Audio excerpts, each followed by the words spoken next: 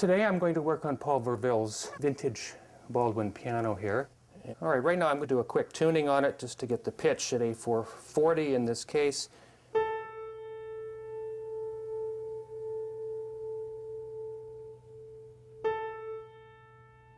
Paul's piano is pretty nicely centered around an A440.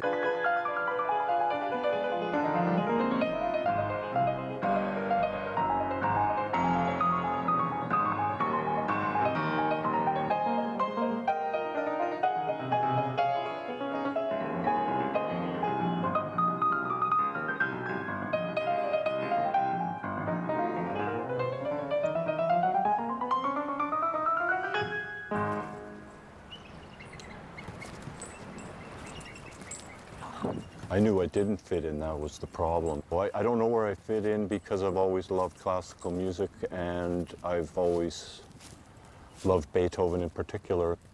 I grew up hearing classical music in the house. My mother had it on the stereo, she taught piano, so I heard music as a child. It was part of our life, but when I entered university, it didn't make any sense to me. It didn't have any, there was no life left in it. I was almost at the point of giving up music because I found no inspiration.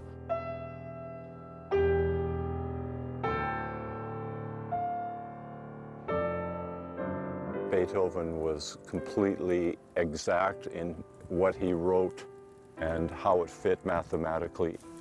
In the last piano sonata, Opus 111, in the final movement there are two time signatures which occur, 6/16 and 12/32, which I believe Beethoven never intended in the music. I believe it starts in 9/16 and the entire set of variations are played in 9/16. When you play it in 9/16, it fits mathematically, theoretically, as well as musically. I think we need to look at it again in a new light. And that's the way I've been looking at it, and that's the way it makes musical sense to me.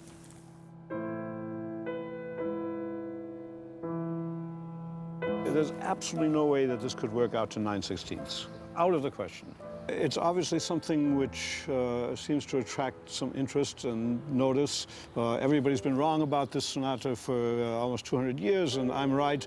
You know, it's a news story. Whether he contrived it for that purpose or not doesn't matter.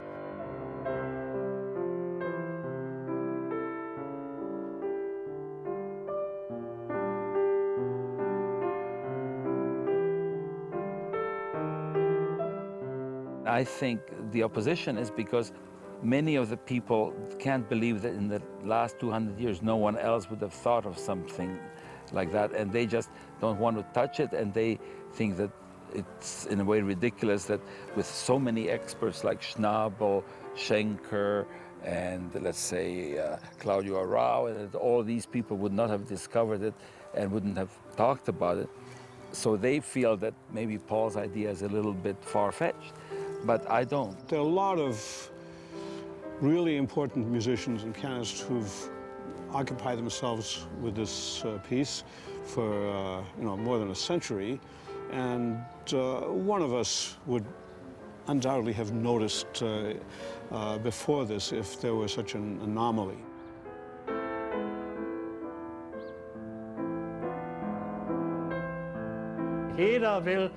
Every pianist in the whole world wants to play Beethoven. What do? They play it a little bit different. And then maybe record it onto a CD. Then someone will write about it, and all of a sudden, they're famous. I see now how it gets squashed so easy by academics, and people that are entrenched in the convention and whatever. They just say, oh, you're wrong, before they even have heard it.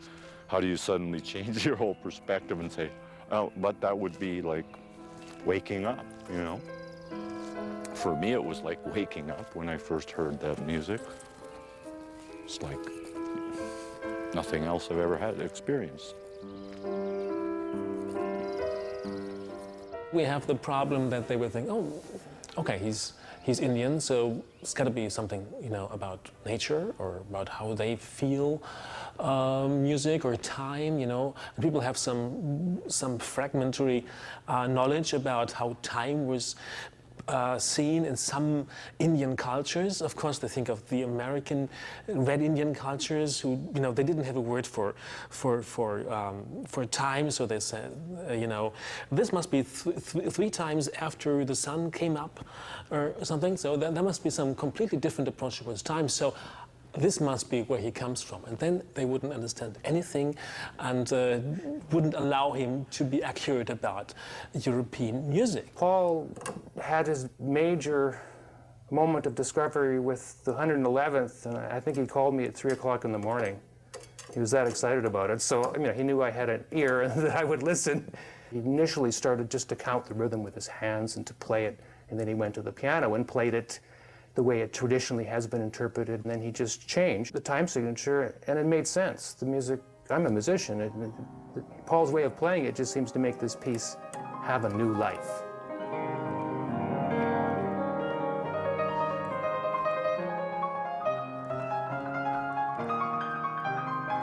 When I first discovered this rhythmic anomaly in the 1232 variation where you hear this at rhythm all the way through this variation, so I was practicing it in 4 time, which when you get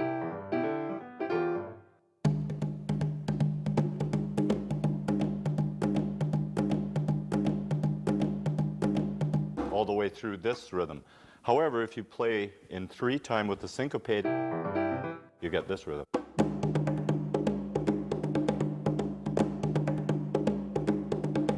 There are 2 kinds of time. There's simple time and compound time. And compound time revolves around the principle of 3. So it takes the basic 3 beats and compounds it to 6 or 9 or 12. But the basic 3 remains in all of those time signatures. However, we're supposed to believe that in the 616 and 1232, Beethoven didn't mean that he meant duples, 2 or 4 rather than 3. And that breaks all of the conventions of compound time, and it breaks Beethoven's own use of the time signatures that he never used it before.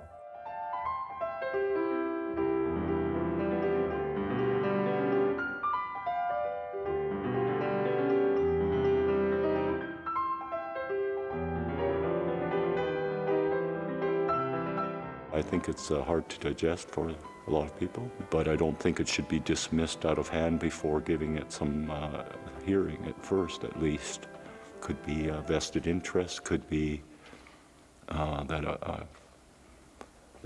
it should be somebody high up in some university position who would make some kind of discovery like that, not nobody from nowhere. No credentials whatsoever, really.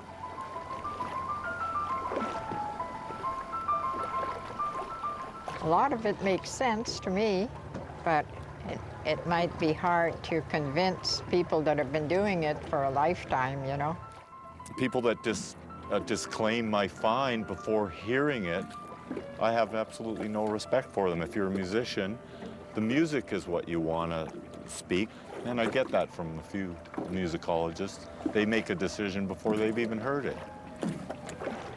What do you say to somebody like that? There's nothing you can say to someone like that. You say, okay, you have your own ideas, and he has his. And if you know, I mean, if they don't want to, there's no way you're going to convince them.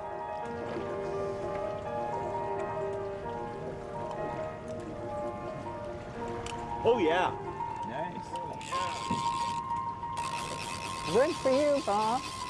Oh, I lost him. Oh, that was a nice strike, though. Oh. Oh, well, we got excitement. We went down to Black Lavish every summer. The kids, God, they couldn't wait to get there. Starting at Christmas, they'd say, oh, can't wait to jig for pickerel. Of course, I was just as bad. The minute I finished teaching and the minute they were finished school, we were gone for the summer. I didn't even want to go back. I remember Paul saying, "Oh, Mom, look at the lake and look at the moon. Isn't it beautiful? Oh, I don't want to go back to Edmonton."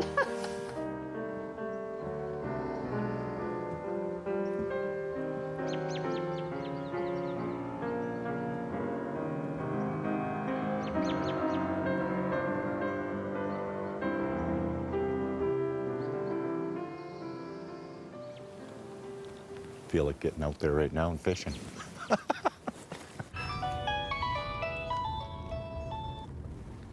Hello? Yeah, hi, Mom. Yeah.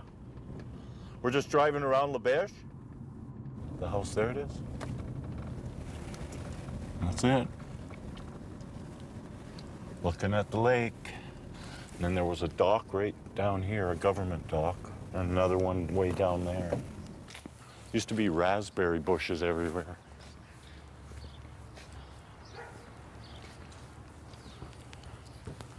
I don't know if this was here either.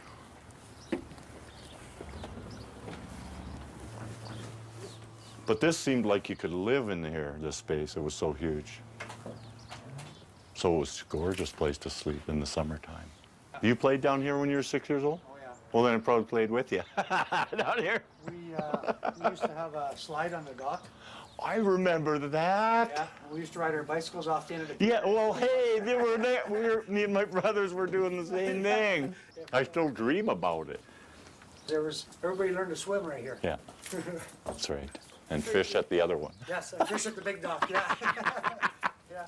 I was fishing from dawn till dusk. I was up before anybody. I was there when the sun was not even up.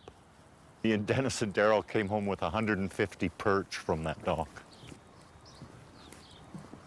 We were just hauling them in. As soon as you put your hook in the water, you'd catch one, eh? But I remember it like yesterday. Just crazy.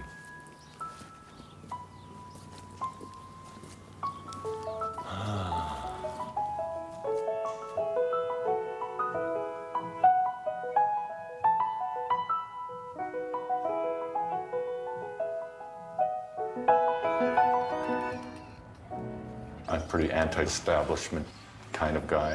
Dropped out of university because it was too rigid and never followed any particular path but my own. Even in my late teens, I was pretty disillusioned with what I was seeing in my world. I mean, fairly depressed, I would say, until I would slap on the headphones and listen to the Emperor Concerto. Hi. How you doing? Good. Yeah, it's been a while, eh?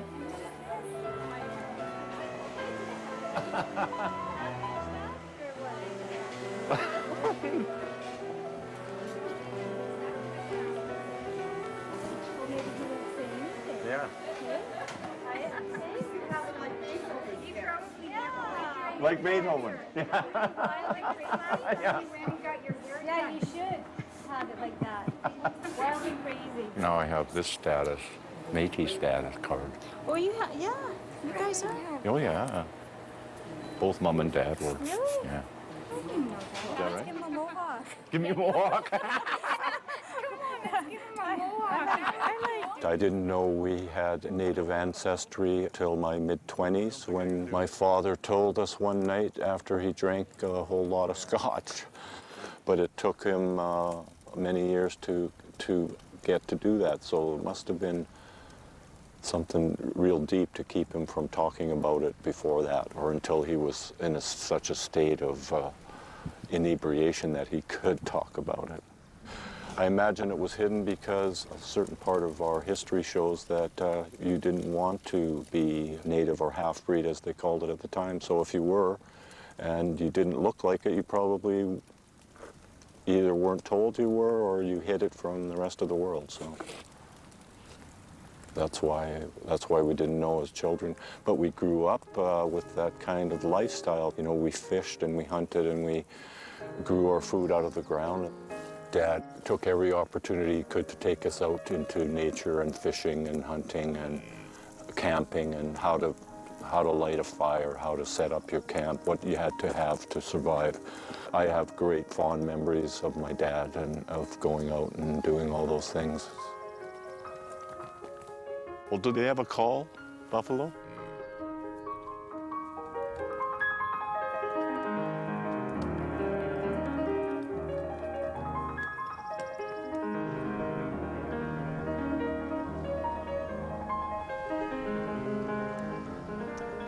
So that's it. It's my childhood. Not a bad place to spend it.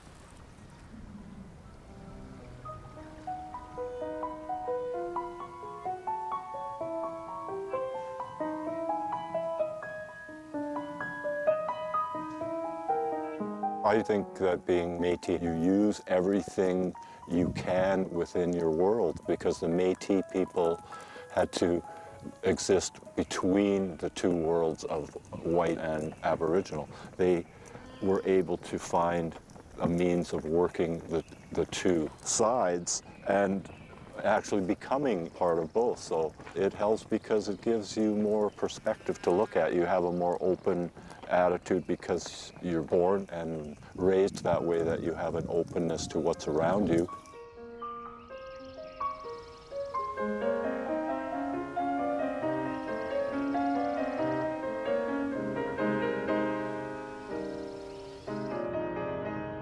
The government phoned me up one day and said, oh, they're looking for piano teachers in Peace River. We'll fly you there, then they'll interview you, and if they want you, they'll find you a house to live and students to teach. So my friend and I both were flown there. They hired us, moved to Peace River, had a full class and a house to live in, like overnight. So it was like a gift.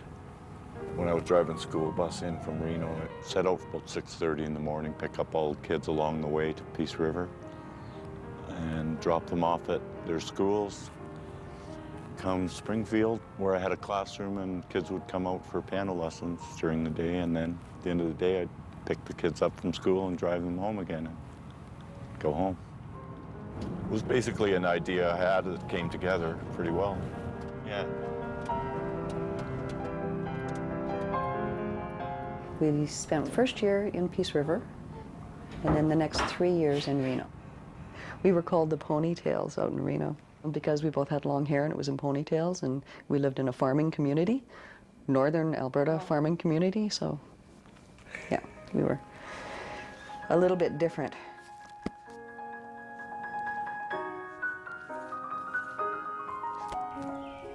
Do you know the guy that lives here now? Do you? I built the house like 30 years ago, so we're just looking at it. Yeah. I built it from a book called Building with Logs by Alan Mackey. See how the line of one log follows the other log? I got the property by trading an old piano I refinished to a guy, and he threw in an old trapper's cabin, which was a few miles that way. Took it apart, hauled it logs here and got us some new logs, and basically built it with a chainsaw and a book. Yeah. Of course, Susan was a little more knowledgeable, but I didn't want to listen to her, you know. I wanted to do it myself, so I kept making mistakes and having to redo it. So I looked at it, I said, Paul? I said, this should be here, this should be there, and this shouldn't, or it's going to fall down. And then the fight was on. It is not, it is so, it is not, it is so. Right? I don't remember that. Oh, yeah. That wasn't there, that shed. That's the original outhouse, but it was over there where that one is.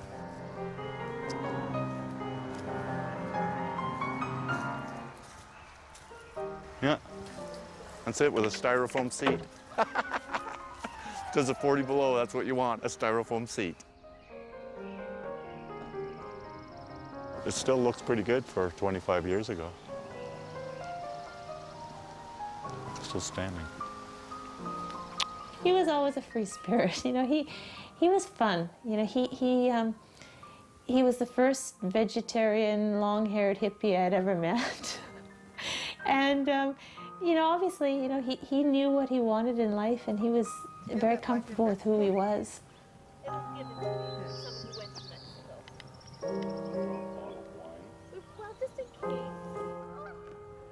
Music got me through some tough times. Yeah. If you can give a gift of music to some young people, that'll help them through that. It's totally worth it, eh? each student I have a different idea of how they learn, and I approach them all individually that way. Right. Got to be careful with kids that they don't feel pressured to do it. I play it with them while they're learning it. It's like, you know, they feel where the pulse is. It's the pulse.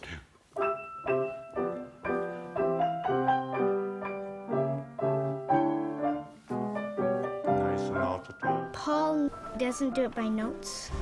He does it by hearing and watching, and I find that really interesting and fun. And he's a good piano teacher. He's a good player. Well, I think watching them, and I enjoy playing with teacher. A little more.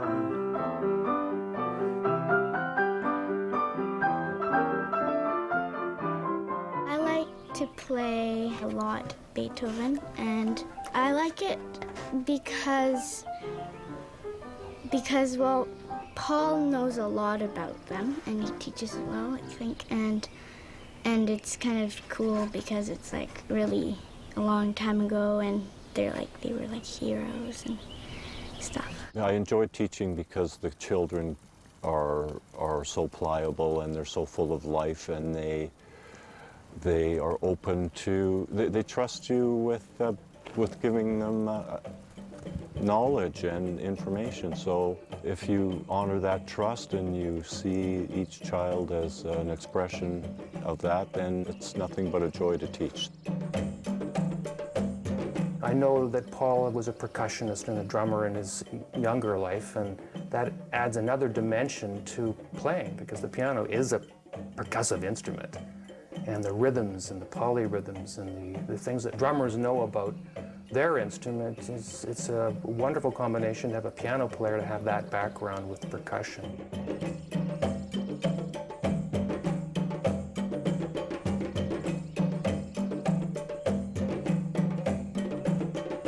It is not so simple to try to change that rhythm and play it in this way, because you really have to concentrate and get to feel it. Paul has a great sense of rhythm, so he could do it probably more easily than some of these academics, you know, who think tradition is set in stone.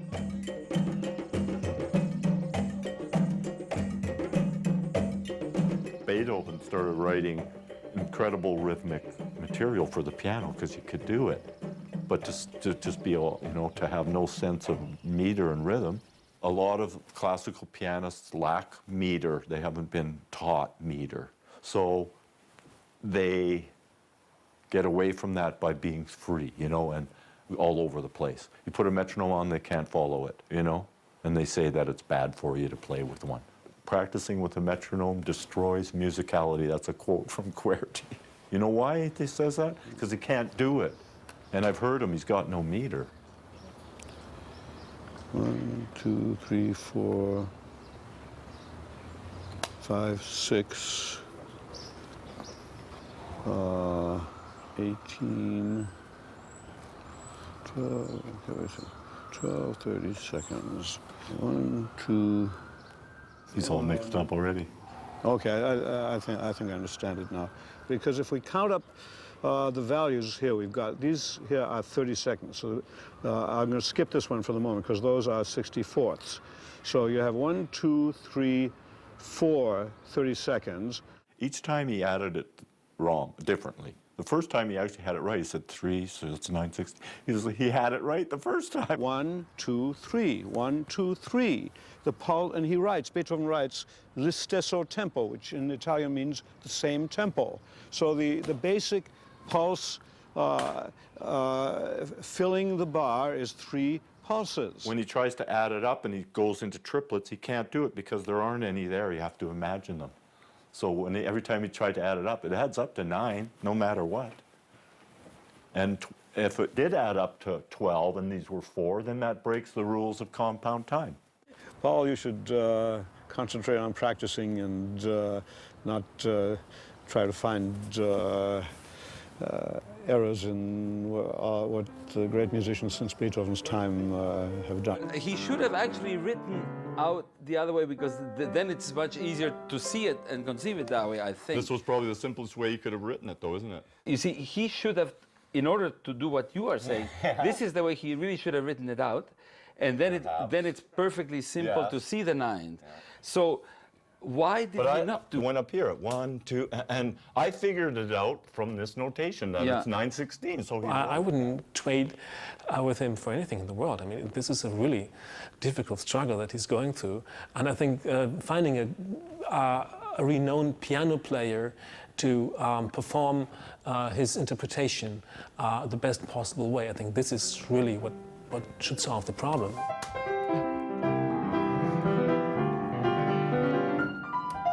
Same tempo, right? Okay, let me try it your way. A friend of mine sent me an article about Paul Verville, an artist in Salt Spring, and so I thought, well, that's strange. Someone in BC would be coming up with an earth-shattering idea about Beethoven, Opus 111 rhythm. And I was curious because I'm a very open-minded person, and for me, anything that would concern such an important composer as Beethoven, and especially his last sonatas, I thought that was really something that I must look into. And so then I thought, well, I'll try to do what Paul says, this 9/16 instead of the 12/32 in this third variation. And so I played it for one of my recitals in Toronto at Jane Mallet, and some people noticed it and they liked it. But you see, that's the problem. It sounds, unless I tell you. Because you learned it that way. Yeah, you know, look what Arthur did. Arthur went in to all of my performances and played the old time signatures, and then just to give that contrast because he saw some value in that. I've been turned down by people who say I'm wrong. I say, well, come and play it then that way. They say no. Oh, well, so far, anyone I've asked turned me down, except Arthur was willing to do it on his own. So. You are more of a rebel, you see, and now I've become more of a rebel myself too, and that's one of the reasons why I'm so happy to meet you, because I know that your reputation preceded that you aren't going to accept the status quo, you see, because you always said that you know, you had your way and you wanted to prove it, and this is why with very traditional people like academics and had a professor in Germany, you know, all these people, they rather stick to tradition. Like this. 1, 2, 1, 2, 1, 2, not 3, 2. That's not compound time. And the same here. So right hand, left hand, the same. And not it's changed. It's changed to 6/60. And both hands have the same metronome. That is. Does 2/16 and 2/32, that equals 3/16. They must not. 2/16, 2/32, 3/16. Yeah, that's worth the 3/16. Yeah? That's worth 3. Not 4, 3. No. Here? Yeah, 3B. 1, 2, 3, 4, 5, 6. 1, 2, 3, 4, 5, 6. It's 6/16. No matter how you play it, with or without triplets. Here it's 6/16, and here it's 6/16. And the question becomes, how do you play it? That is a question, and they give a discussion. And nobody can say that is only right. Wenn Sie hier aus den Noten mit den 9 und 6. If you want to construct things with these notes in 9 or 6, well, it's already on the paper. Und Sie können auch jeden Pianist. And you can ask any pianist, this is how you play it. It doesn't go any other way. He has this idea that all I'm doing is somehow shifting where the right hand fits into the left hand, but basically it's the same. No, the whole feel of playing in 3 or in 4 is different. Okay, and his big mistake is saying that there's 3 pulses per bar. No, 9/16 is 9. Isn't there 12 pulses per bar if it's 12/32? But you know, it's not a question of talking about it, it's music after all.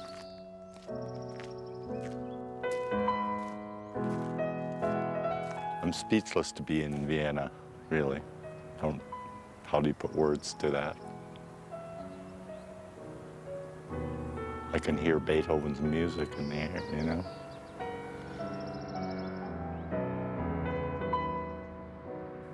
I wouldn't say it's because he loved nature that I love Beethoven.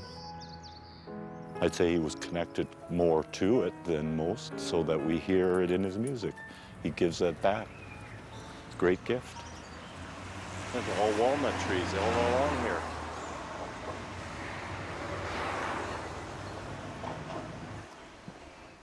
We're on the Beethoven Gang, where Beethoven walked and got inspired by nature.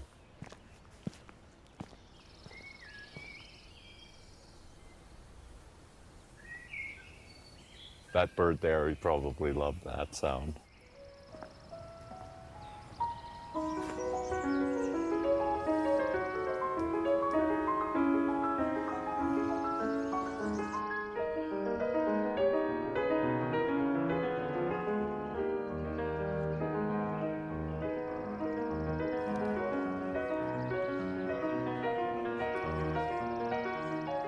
How do you know it's Beethoven?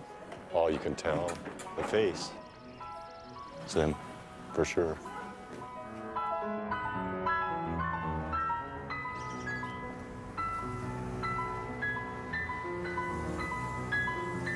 (1802), lived here 1808, 1817, 1817. That's just in this area that he lived, yeah.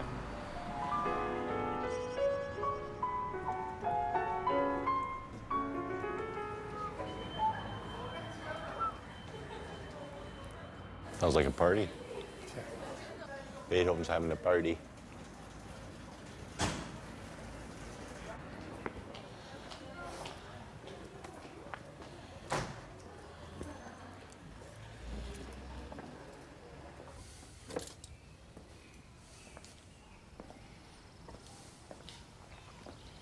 Wonder if that tree was there when Beethoven lived here. Here it is, where he wrote the Heiligenstadt Testament, a letter about how misunderstood he was by his fellow man.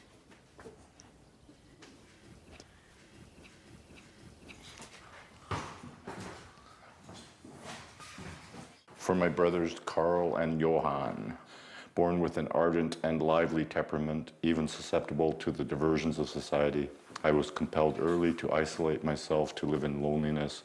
When I at times tried to forget all this, oh, how harshly was I repulsed by the doubly sad experience of my bad hearing. And yet it was impossible for me to say to men, "Speak louder, shout, for I am deaf."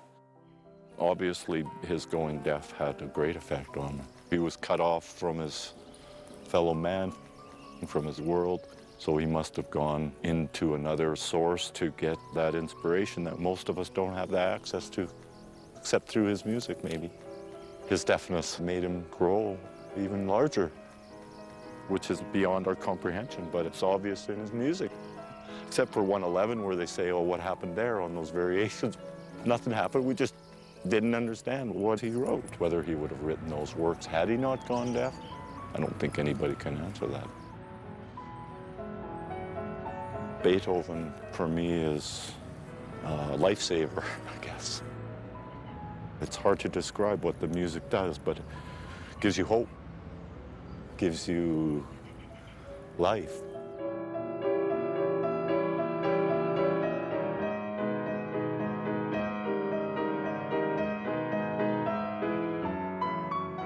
I wasn't a city person, never was.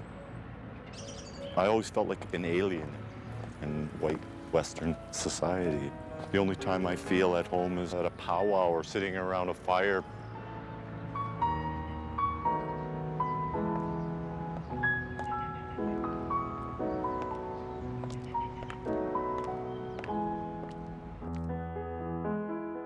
At that time, music was for the elite, And they were the only ones that heard it, and they were the ones that paid the musicians to write it. And Beethoven felt strongly that music was for the people, and his intention was to bring music back to the people. He wanted the common folk to have the same access to music that the elite had in his society. So that's what the difference between Beethoven and the people he lived amongst was. He wanted that ideal society, and he wanted music to be available to everyone.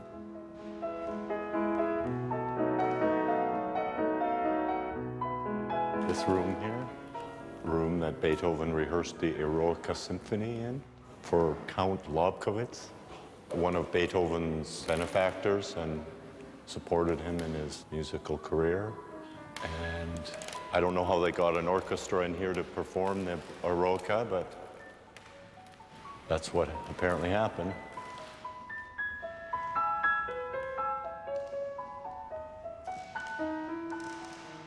Beethoven walked right on this floor.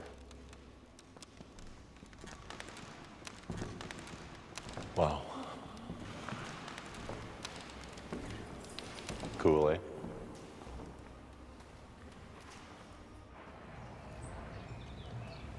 Beethoven's music influenced me greatly to how I live.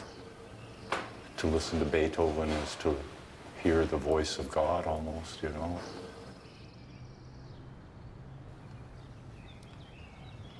Make an offering, smudge his grave to show my respect. It means a lot to me. Feels like a holy site, you know. It's a sacred place. I can hear the music coming right out of there. Just makes me feel in awe to stand in front of Beethoven's grave, I don't know. Feel like kneeling, praying.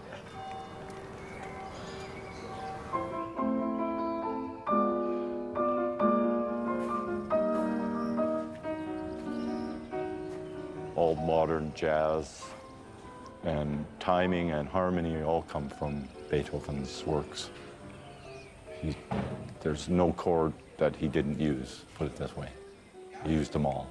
And time signatures as well as time became more complex, and the compound times like 9/16 were very common in his late works. And that's what we find in modern jazz and contemporary music is these time signatures and these harmonies that Beethoven developed.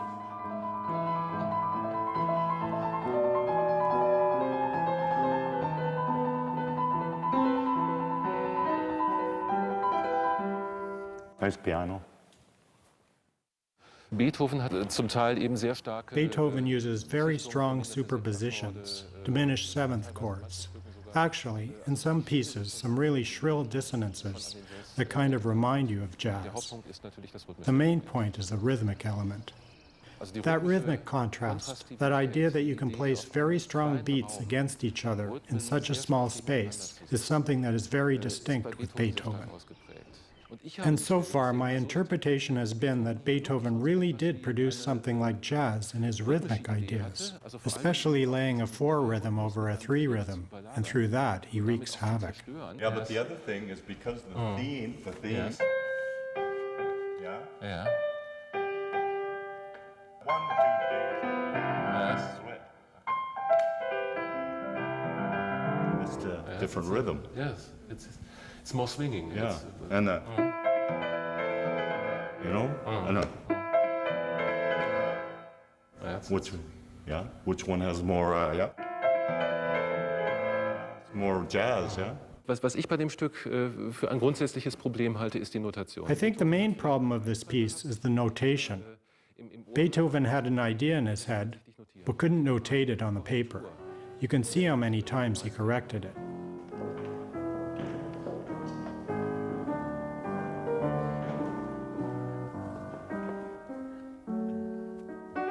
The basement of the Beethoven house where the manuscripts and letters of Beethoven are stored under the stage. They won't let us in there to see them.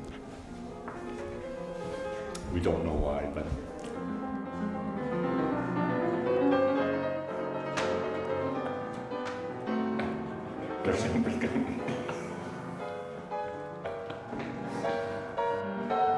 rigidity of classical music is so stuck in convention that they often don't even have ears open to hear something new. Opus 111 was not something crazy he wrote with these odd time signatures. I believe that was perfect piece of music in every way, and I wish to share that, what I hear in the music, with other people so they can hear it too.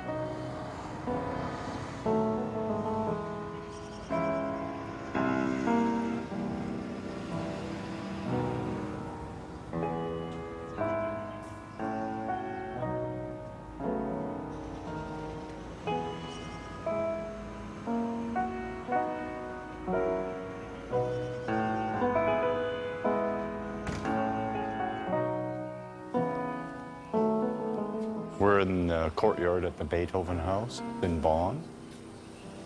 Birthplace of Beethoven in 1770.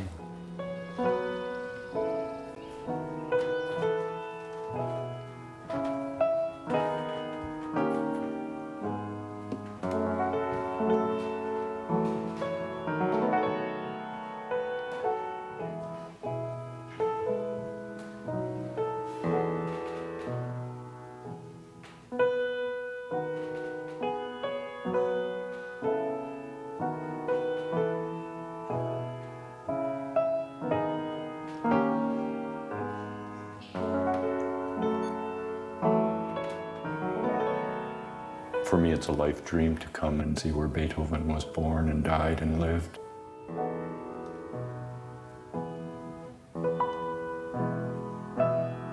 So you can feel his spirit, definitely. Getting goosebumps.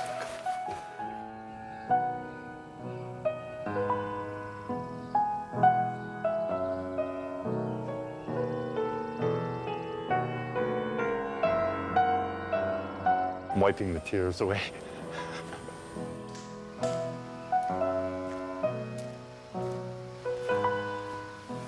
We're at the Schadt Bibliothek in the courtyard in Berlin to look at the original manuscript from 111.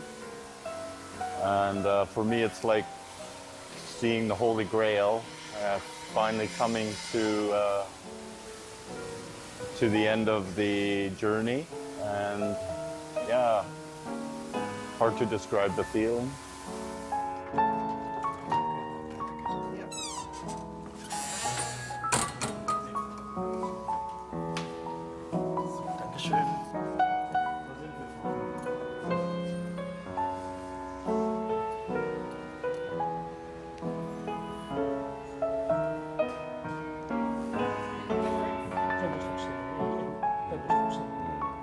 Yes, I saw that.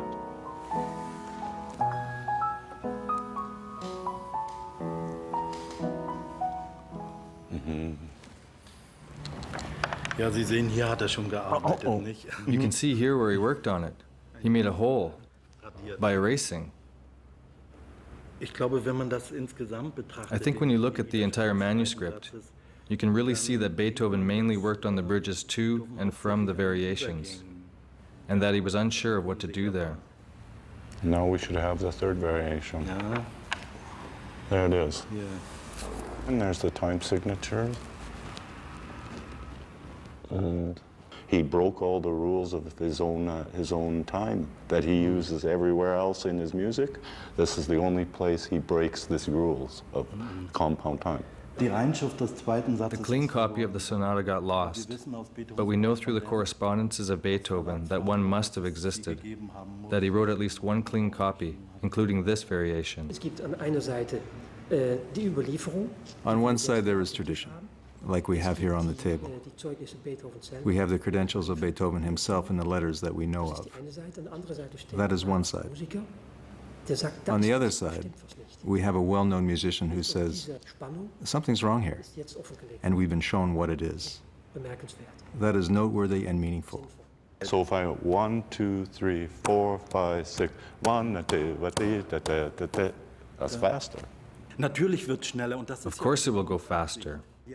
It was Beethoven's intention to vary the arietta by having the movement go faster and faster, but over a consistent bass tempo. And we can't explain it any other way but to put triplets here, or it won't work in the bar. But if you're playing it, it doesn't feel the same tempo if you go to triplet. It feels faster tempo, and this feels way too fast. But if you stay in 9, 16, then I go.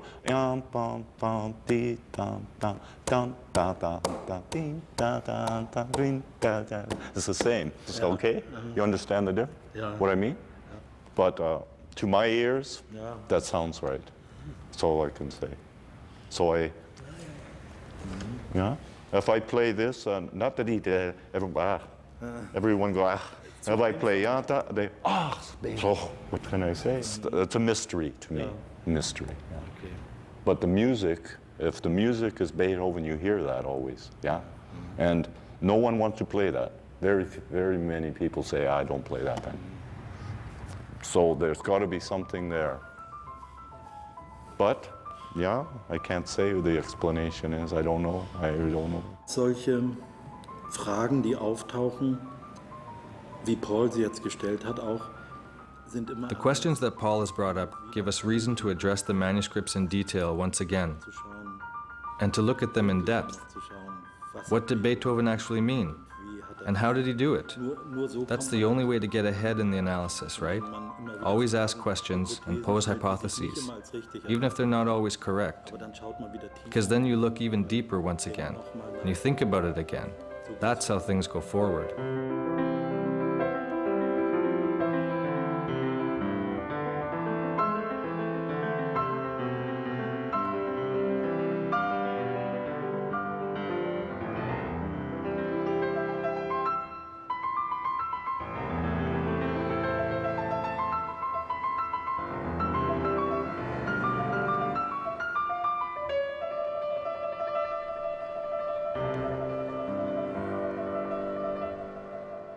If Beethoven really wrote it that way, then he was quite a visionary. And this is closer to 20th century music than to 19th century music. It's closer to contemporary music than it is to Romanticist music.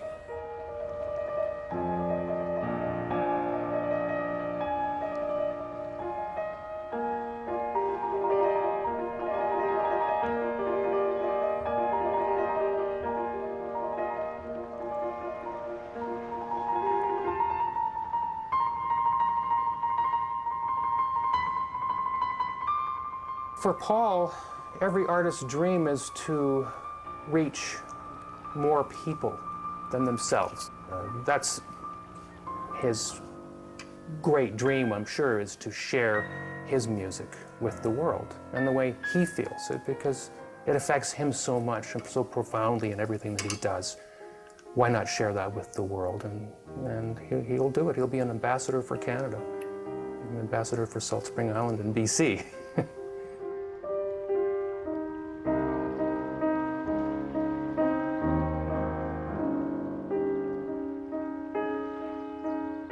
Paul, being a person like a rebel and always questioning the status quo, I think that is very good, because if the piece of music is great, it can withstand all of this analysis and change.